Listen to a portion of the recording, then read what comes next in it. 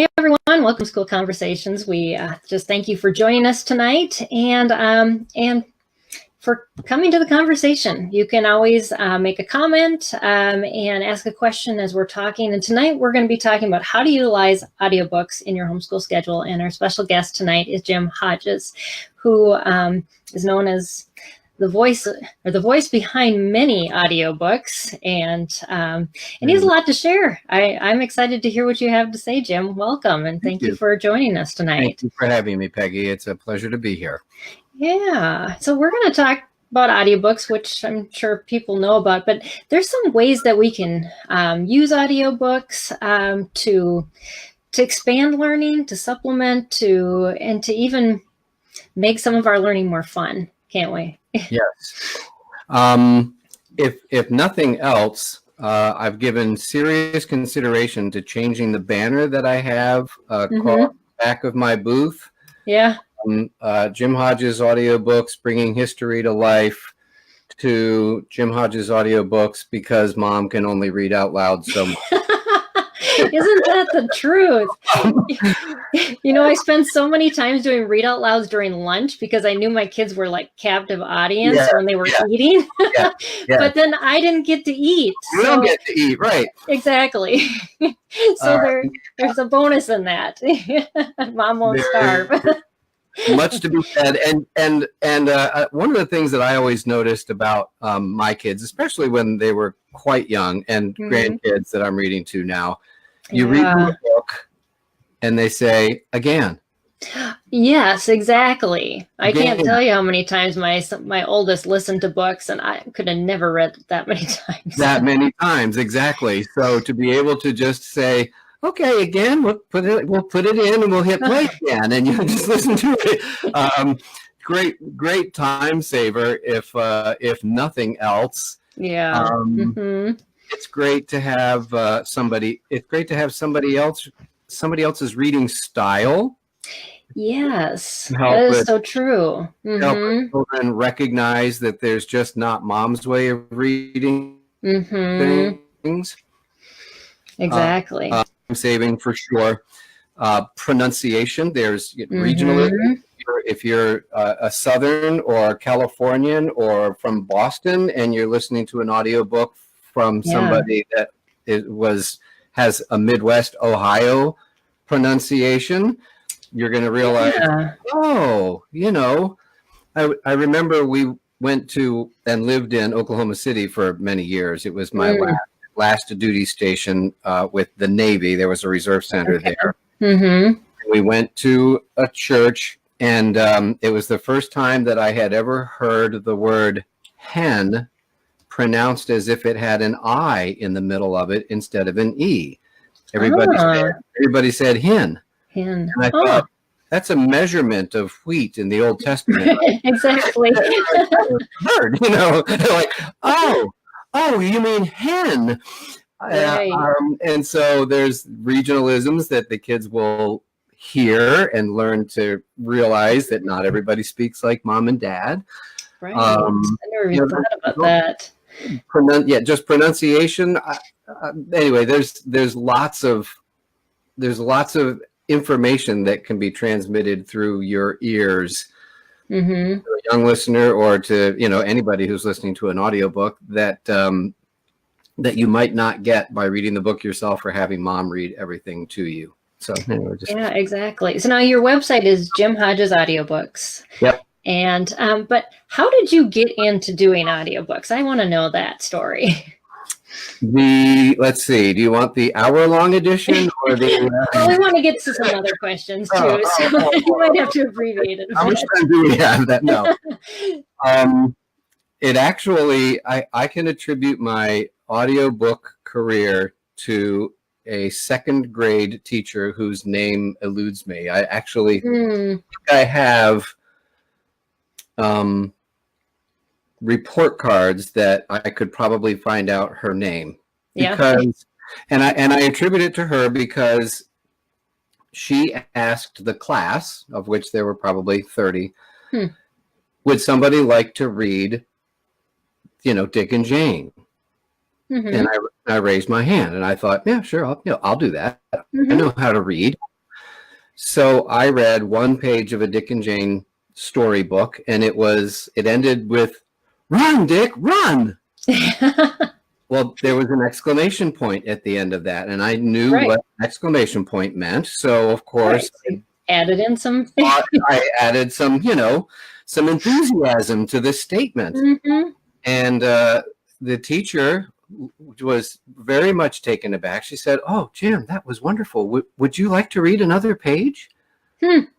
And from that point forward, I was hooked on reading out loud. And it was not something that I had any training for. I was 7 for crying out loud, Right. It just seemed to be something that came quite naturally to me. So from that point forward, I always raised my hand and offered to read out loud in class all the way through high school. I did theater in high school. I did theater in college. I did theater and community theater in Corpus Christi, Texas, actually. Wow. Yeah, we have a beach house near there. Oh, do you? Yeah.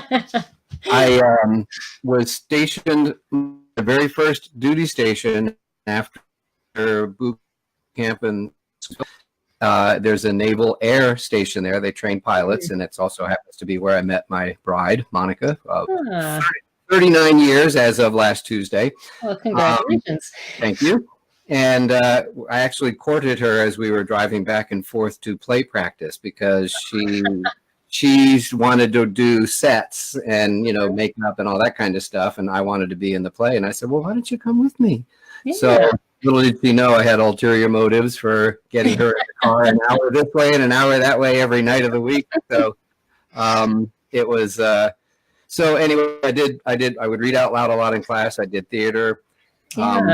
Once I became a Christian, I would volunteer to read in services, and I sang some solos, and I've always enjoyed performing. It's just something that I feel very comfortable with.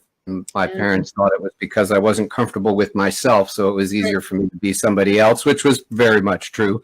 I'm comfortable with myself now, I'm happy to report. That's good. And after 20 years in the Navy, my wife and I were on a date, and we were at a Cracker Barrel in Shawnee, Oklahoma. And she said, "So what are you going to do after you get out of the Navy?" And I said, "I'm a great office administrator. That's what I do in the Navy. Capital city of Oklahoma is Oklahoma City, which is right here. Right. We got Tinker Air Force Base. I can certainly get I can get a job as an office administrator. Don't worry. We'll figure out where the next paycheck's coming from." And she said, "Okay, all right. Well, let me ask you a different question.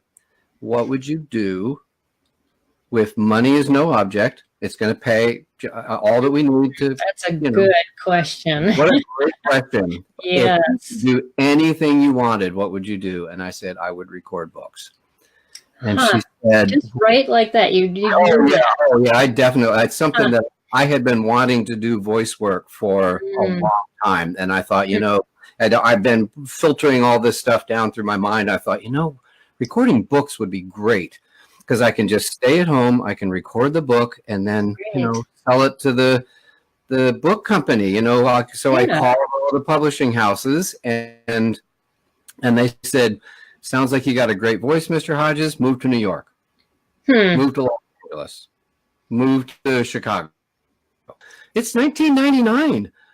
We've got the internet. I can set up I can do this at home, and I'll just record here, and then I'll send it to you. And they said, no, you have to come here.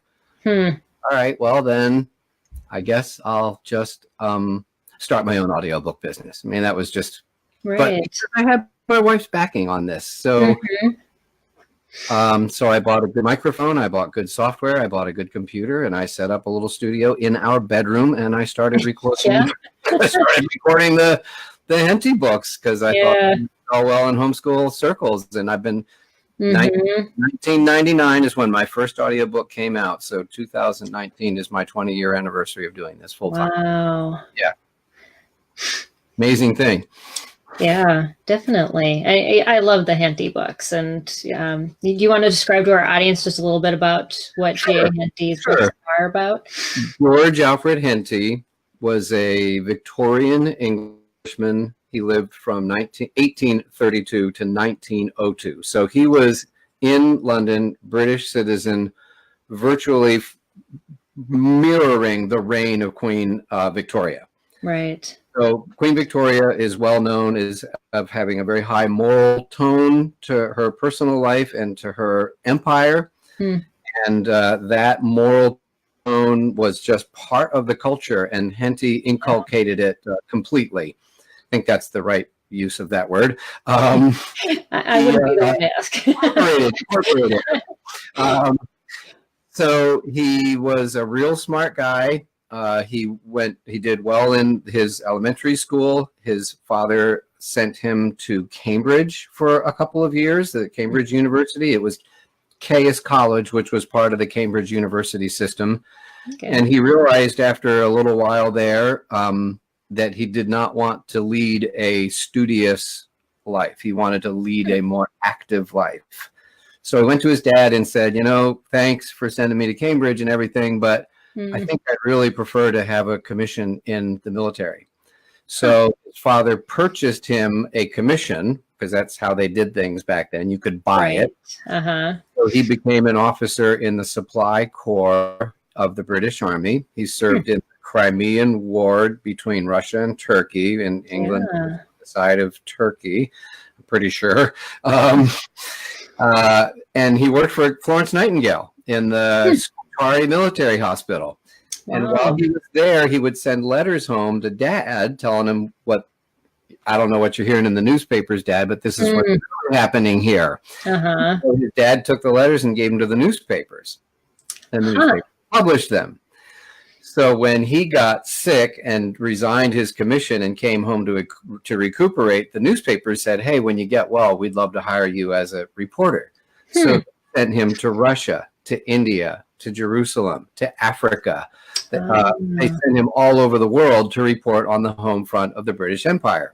The 1800s, the British Empire was everywhere. Right, exactly. So now he's got Cambridge education, military experience, worldwide travel, and he was married and had kids by this time, and he would tell his kids stories around the dinner table after they had dinner.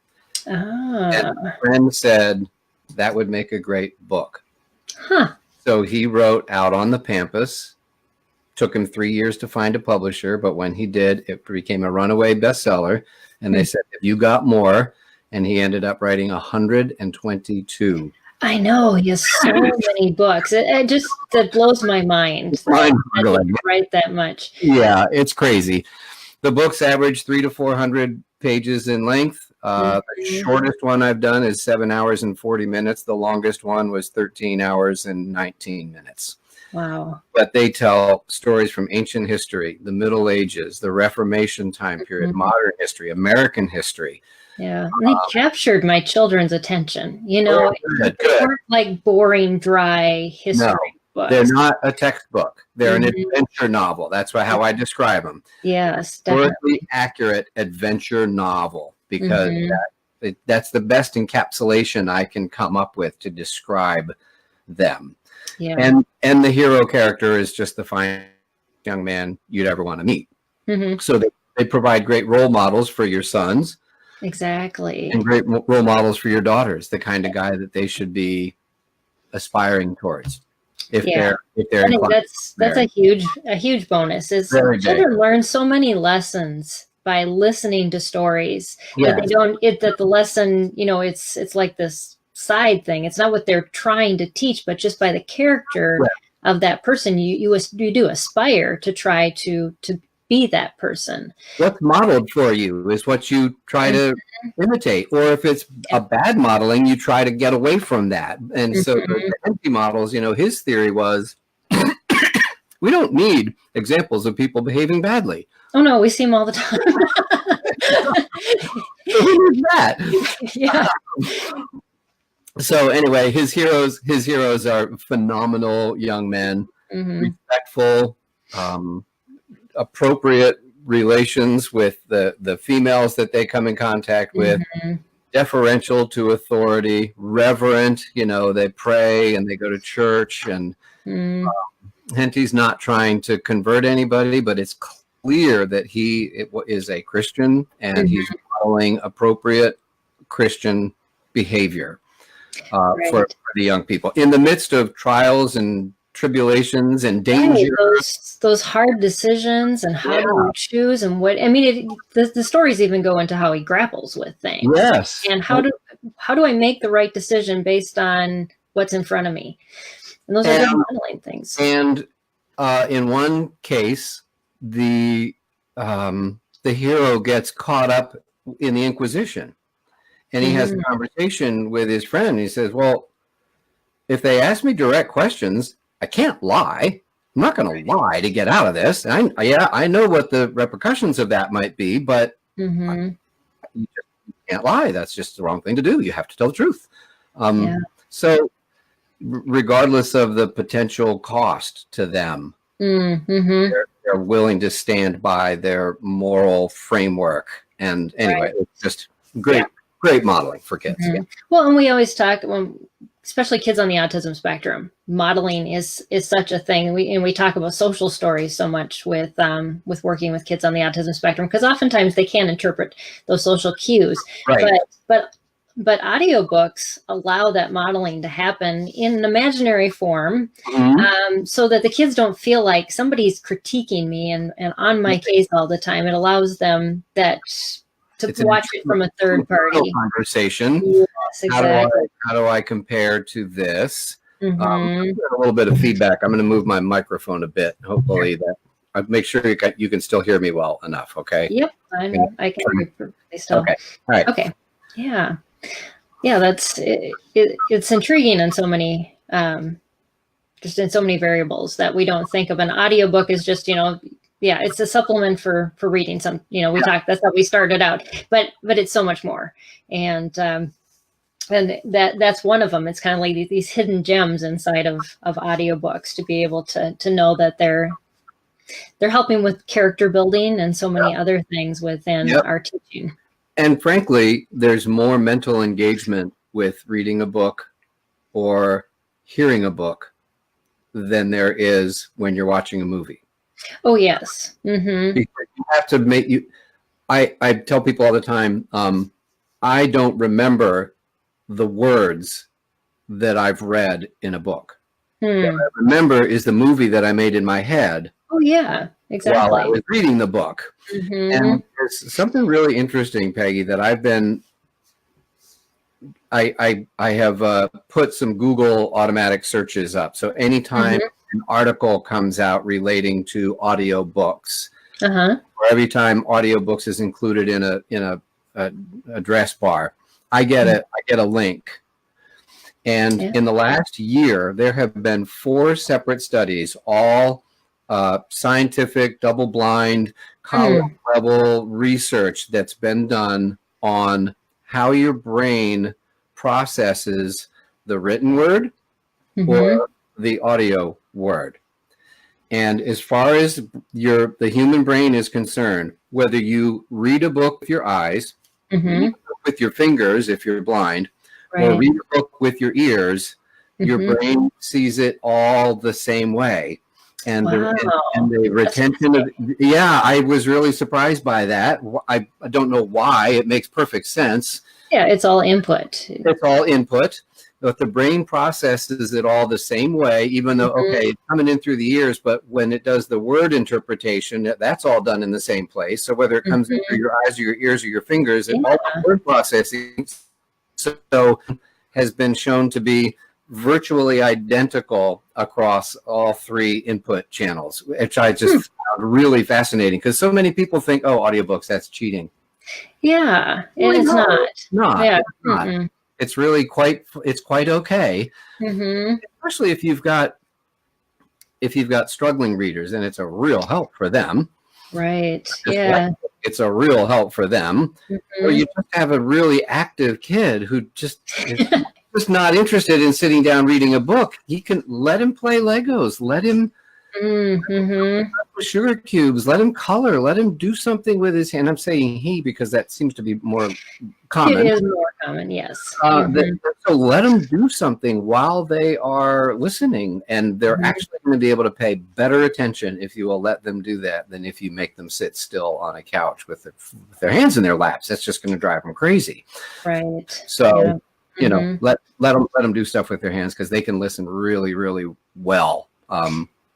Yeah, especially those kids that need that tactile, fidgety type of thing, so that they focus. And we don't often equate that to focusing, but so often kids on the ADHD, ADD, they focus better when they're moving. When they're moving, and it can be very distracting to mom who's reading to have exactly doing something cats, but but it doesn't distract the audiobook reader, because he's already been there, done that. No, it does not.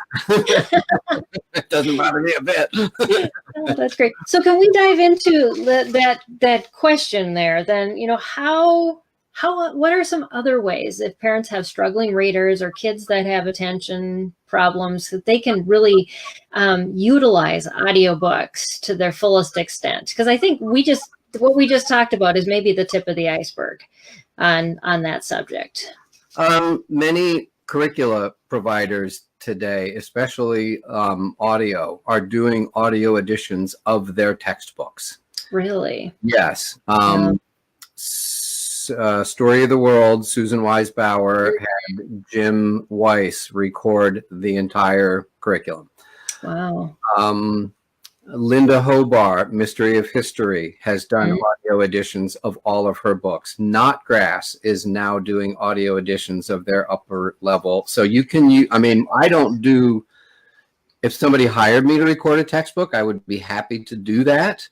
I don't do that. I do the adventure novels and, more storytelling kind of things, although I'm not a really creative person as far as coming up with stories on my own, but I can take somebody else's work and really, I don't know.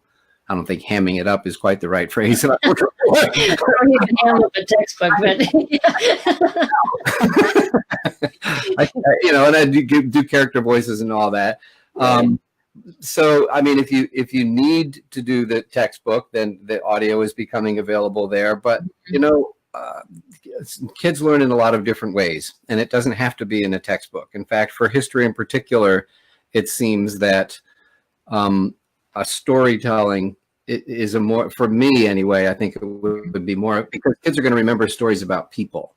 Yes. And connect them with the events from history. I think a textbook is a great thing for a nice chronological listing of the whole cause and effect of history and all of that. I think it's great. I'm not trying to denigrate textbooks. I just think kids are they're going to enjoy, probably, and maybe they'll do it more of it if they're enjoying the way that they're learning history, and that would be through historical fiction novels. And it doesn't have to be Henty, it doesn't have to be me. There's plenty of good stuff out there where kids can learn with an audiobook. I think one of the questions we had talked about earlier was like the when and where. Yeah, definitely. It just, changing it up a little bit, because I know, we can think of, like we were talking about, instead of mom doing read alouds, we can replace it in the house. But audiobooks we can take them anywhere. My daughter and I often listen to them when we're traveling. We have them downloaded on our phones, and we share an account. And so the two of us know exactly where in the book we are with each other. Right. So definitely the car. There used to be, I don't know if it still exists, there used to be a website that was basically car schooling. How can you learn stuff while you're in the car? Because let's face it, a lot of homeschooling families are driving to a lot of different activities and lessons and, spending a good bit of time in the car, and the family's together all day, every day, mostly. Right. So if mom's got to do errands, it's like, let's go to the grocery store and have a home ec lesson, and we'll do math while we're there, and we'll learn about foods from different countries. And so they're doing all this kind of stuff anyway. So listen to an audiobook on the way, and listen to it on the way and on the way back. And you can actually, I know families that do this. They reserve the audiobook for the car. Yes. So the kids are like, oh, good, we get to go. We get to go. Yes, exactly. I know we sometimes bank up. So we have long summer trips, and we'll okay, this is what we're going to study next year. And so we can fill all those books in on the way there and the way back. And then our reading's done for half or more of the school year. in the year ahead. You've already kind of prepped your brain with the general outline of the things that you're going to be learning. I actually got an email from a family a couple of years ago. They wrote and said, Jim, you're just not going to believe what happened. We were listening to with Lee in Virginia, and we were driving through Virginia while we were listening to it. And as you were speaking about the Battle of Chancellorsville, we drove by a sign for Chancellorsville. And it was just so that's cool. crazy for them to have that connection. We're learning about it now, and here we are. It's like we're right here where this story that we're hearing about actually happened. And I just thought that was really cool. I also got another.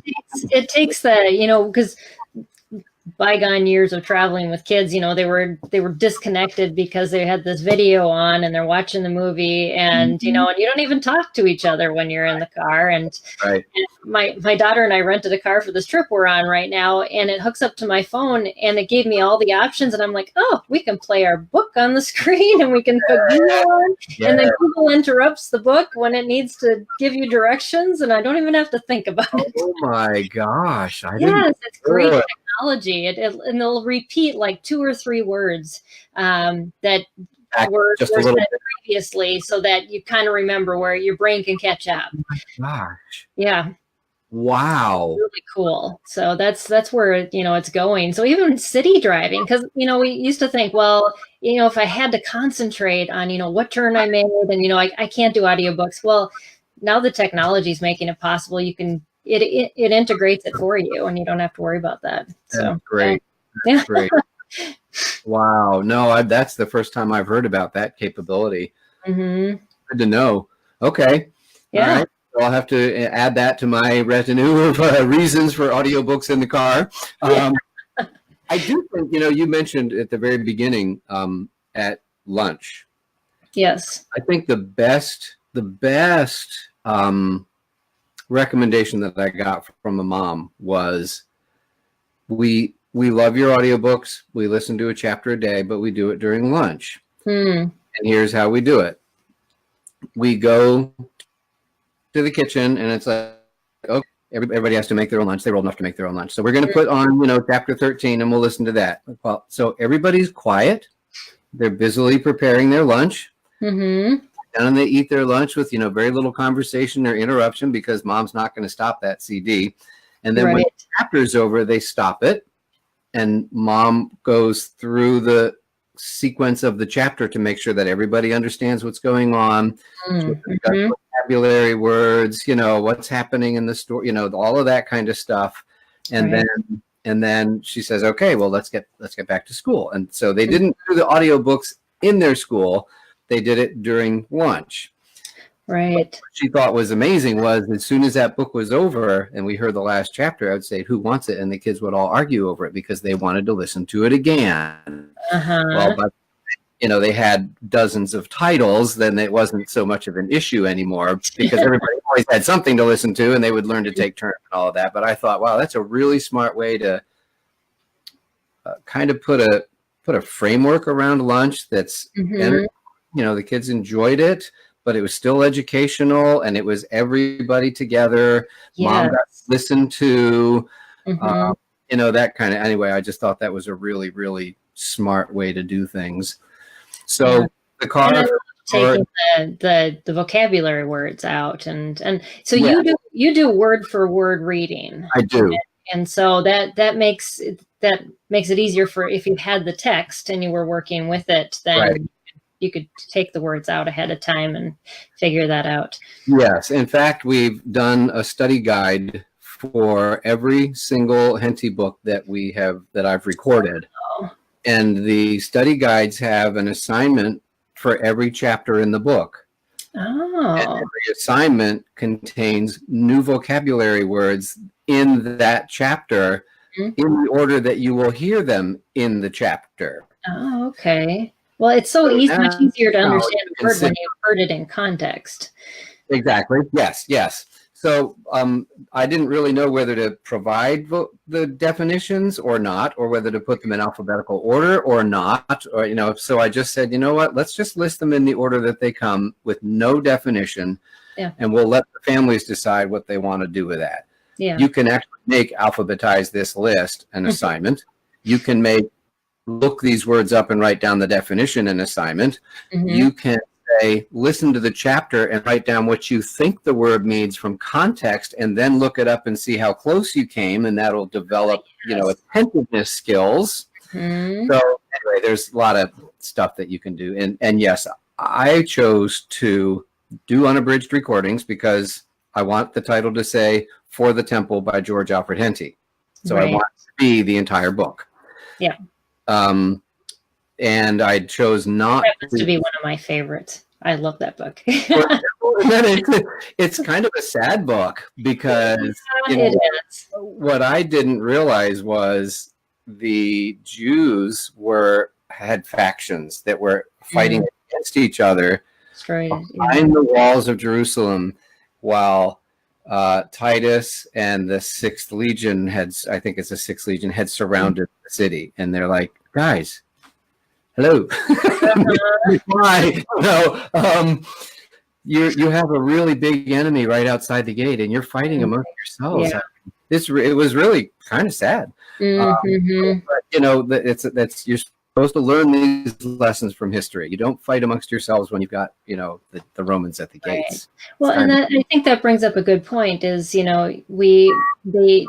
these stories, when you do finish a chapter, they have so much good discussion afterwards. Yeah. And so, being the parent not reading out loud, I think I have a little more breath to then start those discussions and continue them with my children, because I've had the ability to eat my lunch and do. And you can actually be focusing on hearing the story as opposed to focusing on where's this sentence going, who's talking, how do I pronounce that word, all of that anybody who's reading out loud goes through, especially if they're reading it cold. Don't ever try to read a Henty cold. I mean, they're hard. I mean, to read out loud, you can read it to yourself, okay, but they're difficult. They're a challenge. He was a 19th century British author who was Cambridge educated. I mean, he's not right, and he's not writing Dick and Jane. I give a talk at conventions sometimes about, how to incorporate the Hentys into your homeschool. And for a while, I had found a passage in a book that was that long. It was an entire paragraph. And what I would do was I would say, tell me what you've learned, what you can figure out as I read this paragraph in this book. And I read this long sentence with 2 asides. Oh, wow. And that entire paragraph was one sentence. And that's what, people finally figured out. That was one sentence. And I said, yes, but do you think you could have read it out loud and made sense of it? And they said, no. And I said, I get to practice. Yeah. I get to practice. So when I read it, I know where to do the asides, kind of put a parentheses around this little phrase, and then come back to the main sentence. I know how to do that because I've been able to preview it. Right. Exactly. Yeah. Because you can kind of change your inflection to kind of set it aside versus just reading dry through the whole thing. And exactly. Yeah. So that's another benefit of audiobooks. The guy who's doing the reading, we all look up the correct pronunciation of words. We all work on our accents. We all will read that sentence. I mean, the most times I've read a sentence before I felt like I got it right was 7 times. Wow. Before I really felt like, okay, I got that one right. And because it was a difficult, complex sentence. And then, but you want to say it right, because my job as the reader is not to say the words out loud. My job as the reader is to convey information in a way that the listener can grasp. So that's my job, is to say it in such a way that I'm actually conveying information, not just reading words. Exactly. Yeah. And because there is so much that comes with the story that and the presentation. Yes. Yeah, definitely. Yeah. And I love that, just the research that you were talking about, and just it being equal coming in, because I think we do play that. I've been listening to Anne of Green Gables with my daughter, and they were talking about how awful it is that kids spend so much time reading, and and I'm thinking we had this nice discussion afterwards about, well, Now they think that that's a plus thing when kids are reading and they shouldn't be playing video games. And so, yes, it was an awful thing to do, I guess. So what are some other ideas that you share with parents, or parents even share with you? It sounds like a lot of parents, just share interesting ways that they use audiobooks in just for learning in general, and helping their students with grasping, I guess, learning, or whatever they're learning about in curriculum or outside of curriculum. You can probably use it as curriculum, I would assume. I believe I'm actually toying with the idea, since we've got, Henty wrote 4 books on ancient history, one about Egypt, 2 about Rome, and 1 about Carthage. Yep, I've read all of them. And I've done study guides for all 4 of them, where we ask questions about the political situation and the what life was like, and just draw a picture based on the description of the attire that Hannibal was wearing. Draw a picture of what you think that looked like, and so you're getting steeped in the cultures of the places and the people that you're learning about. Not just the history. There's a lot more going on in these books, so it can clearly branch out into geography. Under Drake's flag, Drake sails around the world. Get a map. Put a map on the wall, or put a Europe map on the wall, or put a North or South America. And as you're listening to these stories, graph it on the map. So now you're getting a better picture of where people were when this happened and that happened. I recommend that all the time. So there's history, geography, the language is crazy because of the vocabulary and the character. So you're really just in a Henty novel alone, and frankly, in any historical novel, any historical novel. Read Liberty, not Liberty Kids, but Johnny Tremaine. Read that book. Read Red Badge of Courage, about the Civil War. You read these books, you can draw things on a map and put down all the major character names. So you're learning more about the different people that affected history and where things took place. You can see them on the map. It's like, oh, wow, he marched all the way from here to here in 24 hours with 600 troops. Oh, that's a hike. Those kinds of things can bring the history more to life. And clearly, with Drake sailing around the world, he touched off on every continent practically on the way. So you're going to get a nice geography lesson. Anyway, there's lots that can be gleaned and incorporated and hung on to a historical fiction novel. Yeah. And plus, like you had said earlier, when we read a novel, we get engrossed in that person's life. And so it isn't like we're following a textbook that's saying, oh, and they went here and then they went here, but we get the emotion with it. And I think emotion attaches our learning at a deeper level. And it helps kids that normally would just say, oh, what am I going to use this for? They don't ask because they already know, and it's an intuitive understanding that this is important because you become part of that person's life. Right. And you find out what life was like for the average Joe at that time, or maybe the different classes in society. So the Lord of the Manor, he's got, got servants and all this kind of stuff. And one of the books I also recorded of Henty's was a March on London. It was about the Wat Tyler Rebellion. So the English and the French and everybody had a system of serfdom. So wherever you were born, you worked for the Lord of the Manor. When you went to war, you had to provide bodies and horse to go with him. You worked his land. You paid his taxes and tithes. You went to the local church, and you died there. Now, most of them didn't leave the county that they were born in. So Wat the Tyler, he was a roof Tyler, therefore his last name was Tyler. And there's also the baker and the candlestick maker and the so Right. He got sick and tired of this. The Reformation had come about, and he's like, hey, I'm a human being. I have rights. The creator of the universe made me. Who says I'm your slave? Who says I have to stay here? So he started a rebellion and took it all the way to London.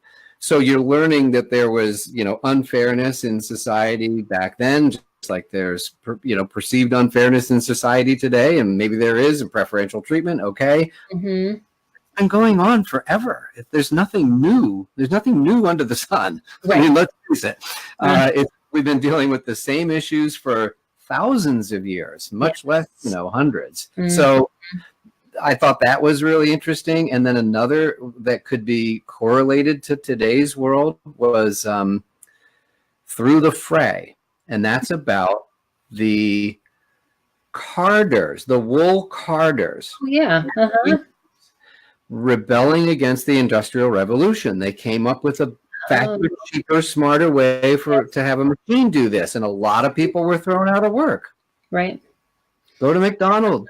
You can order automation, the AI, everything. Yeah, it's changing.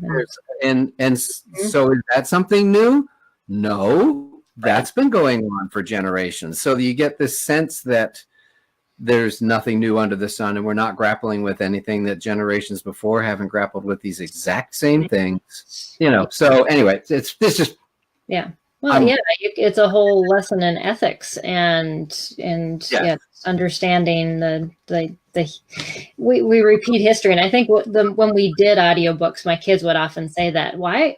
That's what we're doing now, isn't it? Like, well, that's a really good understanding that you're getting here. Yeah. And I found a great quote the other day, which I put on my Facebook page, and it's, I'm Jim Hodges Audio Books. So that's my website. That's my Facebook page. And the quote was along these lines. It's not a direct quote. It seems that the only thing that we learn from history is that we don't learn from history. Yeah. We're supposed to. So true. But it seems like we do the same things over and over and over again. And that just tells me human nature hasn't changed. Mm-hmm. It hasn't. We're all grappling with the same issues. It's just a different day and time. Which makes history all the more fascinating to me to realize. I think our pride takes over, and we just say, well, we can do it better, and we don't learn.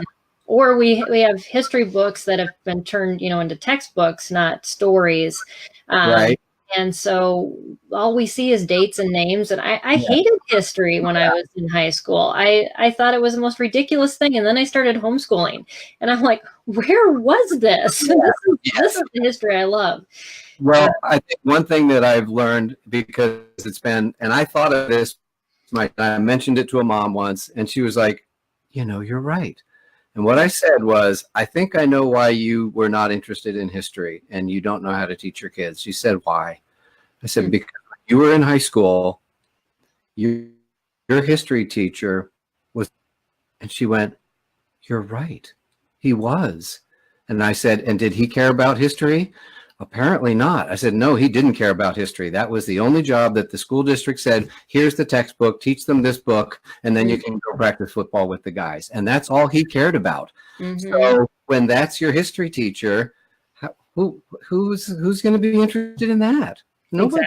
Exactly. Yeah. So we have generations of people that don't care a whit for history, don't see its importance, don't see how fascinating it is until they start homeschooling. And then, oh my gosh, history is so cool. Which is a great thing. Well, and I think that happens with every subject, and so it's often good to tell parents, yes, if you have a subject you hate, find somebody else to teach it so your kids don't hate it. There you go. Yeah, that's true. That's true.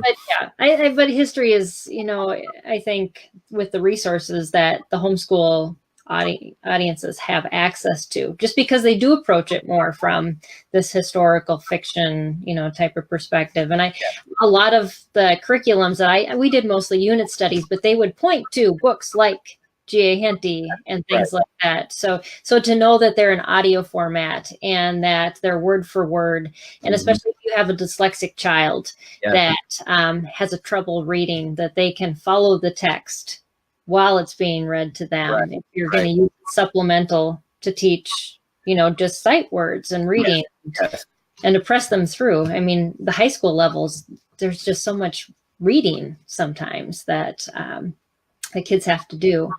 So, well, guess what's on sale this month on Jim Hodges Audiobooks? I was going to bring that up. I saw it quick, but can you tell everybody in our audience what is on sale on your website? You have monthly specials, right? I do. I have a monthly special. It's either something is available for sale as a download, or I'm going to be announcing new titles.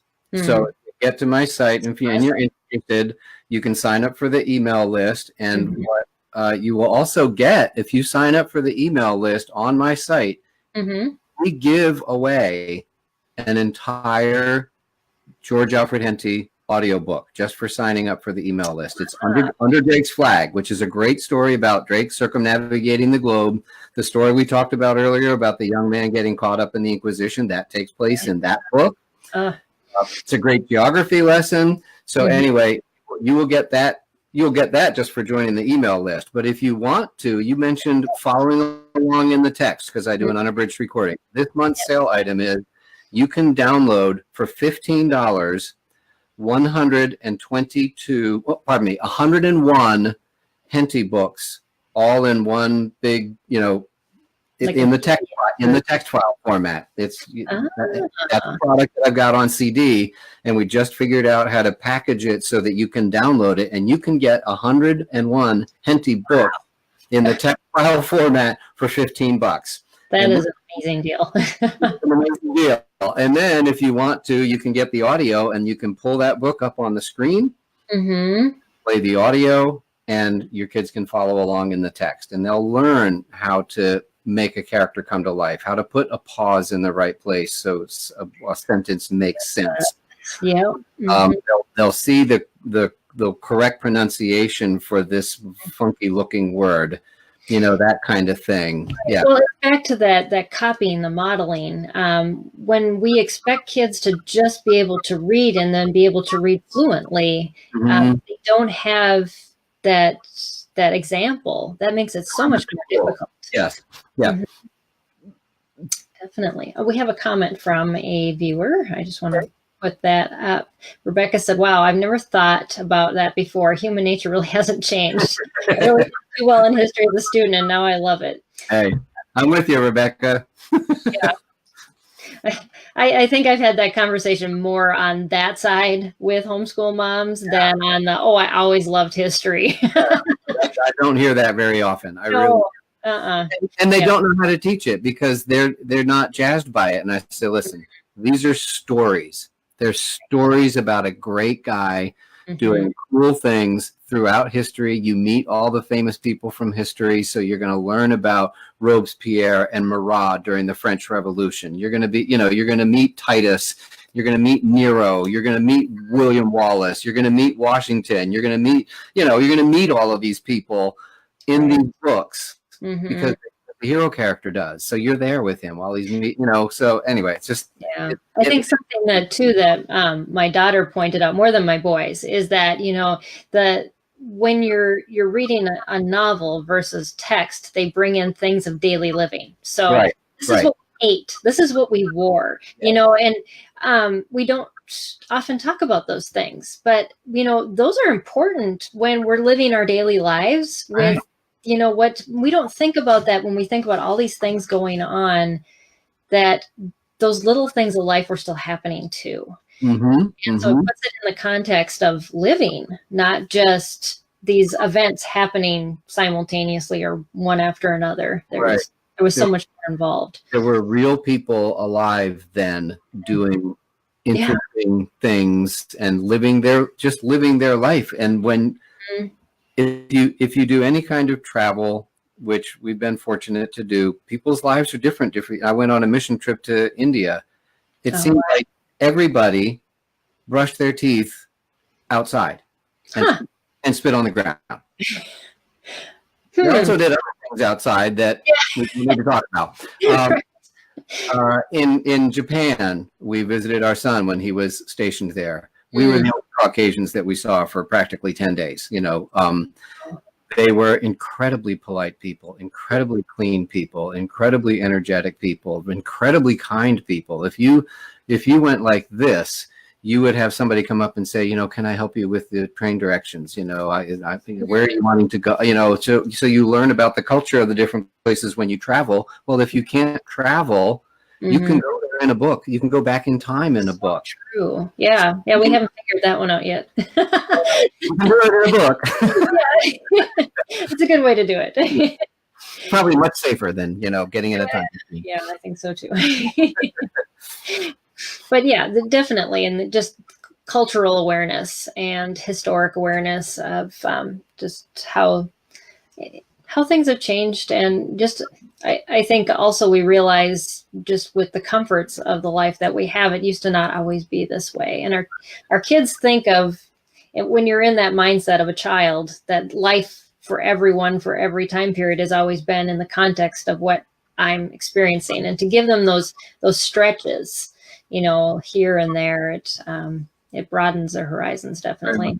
Very much. And, frankly, I'm of the mindset, and I've said it often. Of course, I used to say 20th century. Now I say 21st century. I love being alive in the 21st century in the United States of America. I cannot imagine a better time nor place to be alive in all of world history. I just can't. What we have available to us and the blessings that have been bestowed on this country and the freedoms that we have and the fact that you can walk around with the world in your pocket and all of human knowledge in your pocket. What? Right. It's mind-boggling. It's absolutely mind-boggling. And I think we need to learn to be really, really grateful for the where and the when that we are alive. I couldn't probably, I couldn't be self-employed as an audiobook producer without having moved to New York or Los Angeles 10 years before I started, because the technology hadn't gotten there yet. Right. And it's just that all came together at just the right time. And, my desire to do it, my lifelong desire to be self-employed and, kind of had this thing kicking around in the back of my head, the technological ability to do that. There's nothing that you can't do if you fight hard enough and think hard enough. You can figure out a way to basically live a life that you want to live. Well, that's a rarity in human existence. So true. Yeah. We have team members from California to Indiana. And we have a worldwide reach in a year and a half from starting our ministry. Astounding. It is astounding to me that 10% of my customers are international in places I've never stepped foot. Wow. Yeah. It's crazy. It's crazy. Yeah. So anyway, sorry to get off on that tangent, but it related to the history things, It is. And somebody will be writing about, what we're doing now. And it's fascinating to think when you go back in history, just how, like Rebecca said, we haven't changed much, but the technology has changed. I guess it's just different settings, right? And our standard of living, the medical care that is available to us, it wasn't the beginning of last century. If you had diabetes, that was a death sentence. Yeah. You're going to die because there's nothing we can do about it. And then they figured out, we can make insulin. Yeah. We can give people insulin. That'll help that. And just like, oh my gosh, now all life's extended. So anyway, sorry. I'm genuinely grateful for my time and place. Yeah. Yeah. And I think the more you study history, the more you do become that way. You're realizing that, I remember reading Little House on the Prairie books, and we lived in a place where I remember just reading about how they couldn't see the barn because the snow was blowing so bad. And we lived on a farm in southern northern Minnesota. And nowadays I could not see my barn. And I'm thinking, at least I don't live in a hole in the ground. I have somewhat of heat, not the most that I wanted. That's why yes. Right. And Rebecca said indoor plumbing. Amen. Yes. So, well, thanks so much, Jim. This has been a really good discussion. I think you definitely have introduced some ways to use audiobooks that I've never even imagined. And I just finished my 17th year homeschooling, and I only got one left. The one thing that I have done, though, that we haven't mentioned is my daughter and I started listening to audiobooks to do as Bible study too together. Okay. Just because it's easier with our lifestyle. And so then we just listen to the same chapter and the book, and then we discuss it, and the same way you would anything else. There's so many non-fiction books too. Sure. Audiobooks, and so lots of different ways parents can incorporate those. Definitely. Very much so. Very much so. Yeah. So you can find Jim at jimhodgesaudiobooks.com, right? Yep. And this month you've got that special, and if they sign up on your email list, they get a free audiobook. Under Drake's flag. Pretty hard to beat. So and Jim is also one of our partner organizations. You will find him on our curriculum page for reading, writing, and math, because audiobooks are reading. That's right. That's great. Mm-hmm. So yeah, we just appreciate all that you do, because especially for parents who have struggling readers, or they're trying to get books in when their kids read really slow, it's an advantage already on top of all the advantages we already talked about tonight. Sure. Well, I'm thrilled when I hear stories about how families have enjoyed them and incorporated them, and I just can't believe that I get to do this for a living, and I'm helping people. They're happy. They're happy to have the product, and I'm happy to provide it. So, it's just it's a beautiful thing. It really is. Mm-hmm. Just everything put together. Yep. Well, thanks for having me, Peggy. I appreciate it. You are welcome. This has been a fun conversation. It's an hour goes by really fast. Yeah, I was just looking at it like, oh my gosh. Yeah, I know. So this month, for everybody that's watching, we are focusing on taking a different approach on curriculum, and not just, recommending curriculum providers. We're talking about curriculum kind of out of the box, like we did last week with high school. And next week we are interviewing Judy Monday, who has this very extensive book called Teaching a Child with Special Needs. But we're going to specifically concentrate on selecting appropriate curriculum that works effective for specific students. And she's going to kind of go through her research on which curriculum works best with students that have gifts and deficits in certain areas. And so I'm excited about that. She has a very comprehensive book, and we're only going to cover a small little chapter, but it's a meaty chapter. So that'll be fun. So, and we also want to thank the Learning Disabilities Foundation of America for partially funding this broadcast. And also, just so you know, we made the top 20 homeschool podcasts this week for 2019, which is amazing because we only started last February. So I'm over the moon with that. That's a meteoric rise. You know that. I know that is a blessing. And we just want to our goal is to empower you as parents to be able to homeschool your child that struggles, so that they will be successful in the future. And it's going well. So, and we're happy to be able to help. So, so thanks everybody for joining us, and we'll see you again next week. Bye.